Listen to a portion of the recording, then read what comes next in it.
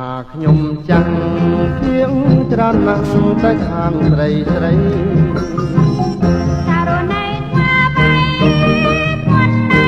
វណ្ណាបំបាបងធ្វើការហត្ថកម្មរាល់ខែឆ្នាំមិនដែលខកខា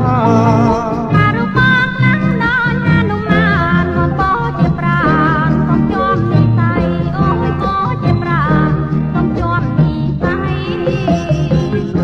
បងចេះចាំងផ្លុកចេះណែបញ្ចុកទាំងនំចំណៃអូនក៏ចេះតបណៃចង់ណៃមិនឲ្យមានមកកំឡាងអូនណាស់ស្រឡាញ់ប្តីចាំងដូចជារូបបងសូមតែញ៉ាំណៃឲ្យត្រៃផងយ៉ាងជីសាសងទៅលេងមកក៏អូជីសាសងទៅលេ